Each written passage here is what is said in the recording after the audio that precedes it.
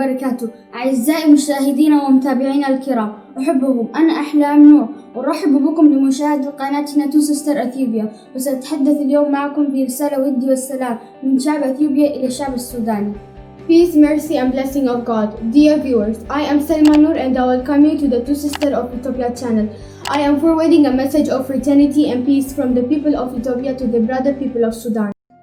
الشعب السوداني يتميز بالكرم والجود الفطرية والنفوس الطيبة والأخلاق الحميدة، صفات تجدها في غالب الشعب السوداني. فأهل السودان الطيبة والأدب وسلامة الصدر. فأهل السودان حباهم الله تعالى وميزهم عن سائر الشعوب بسهولة التعامل معهم، فهم يتعاملون مع الناس بكل أريحية ومحبة، وتجد هذا عند الجميع، الرجل في الشارع وصاحب المحل التجاري الصغير والكبير، بل حتى المسؤول وصاحب الشأن والرفيع في البلد.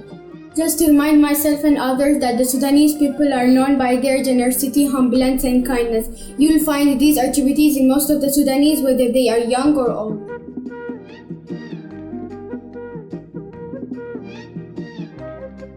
كذلك أثيوبيا وأرضها الذي استقبل وأوى أصحاب الرسول صلى الله عليه وسلم بطيبة النفس والكرم وحسن الضيافة. نحن شعب واحد، لنا علاقة قوية ومتينة وتربطنا أشياء كثيرة أكثر مما تفرقنا. Just to remind myself and others that my country Ethiopia, known in the time of the Prophet as Habasha, who received the companions of the messenger, may Allah's prayer peace be upon him, also known with kindness, generosity and hospitality. We are one and we have a long historical relation in common than a minor difference. يا شعب السودان، تذكروا حينما صارت الأزمة في السودان بين الشباب الثورة والحكومة السودانية. أثيوبيا لم تتدخل في شؤون الداخلية لشحن وتوطيد طرف على طرف آخر، بل دخلت في إعقاب الثورة برئيسها رئيس وزراء أثيوبيا دكتور أبي أحمد، ونجح في إخماد النار وإصلاح وتأليف القلوب من الفرقاء السودانيين وبين الحكومة والشباب الثورة في آن واحد، قبل أن تنفجر مشكلة وتدخل السودان في صراع داخلي مفتوح لا يعرف عقباه. على شعبنا بمقدم رسول السلام رئيس وزراء أثيوبيا أبي أحمد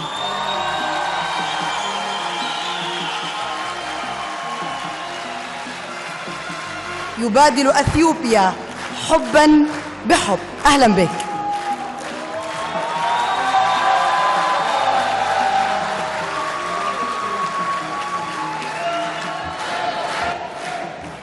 شكرا.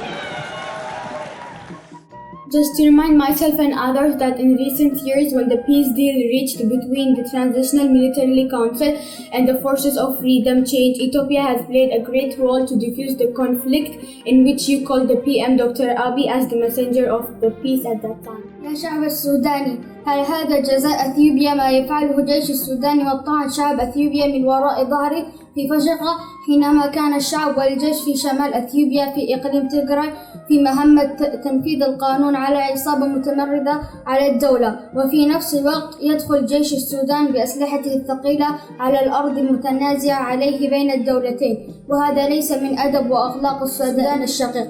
قد نعرف بداية الحرب ولكن لا نعرف نهاية الحرب. All the people of Sudan, without our knowledge how we became war managers, but now what is going on Al-Fajaga? Is it the right time to deal with the artificial border, as our PM called it, by forces, while our military forces is engaged in Tigray region to establish law and order? الحرب لا يجري لنا سوى القتل والدمار والتخريب لبنى التحتية وتضييع حقوق المساكين وتجهيرهم والتخلف عن العالم المتحضر. Harm our deteriorated economy for more backwards in the civilized world. شعب أثيوبيا يعتبر الشعب السوداني جزء منه كشعب واحد، التي تجمعنا الفطرة والطبيعة، ولا ندخل الطرف الثالث الذي يخلق مشاكل في علاقتنا، ولا نسمح له أن ينفذ أجندته الخفية ويضحك علينا.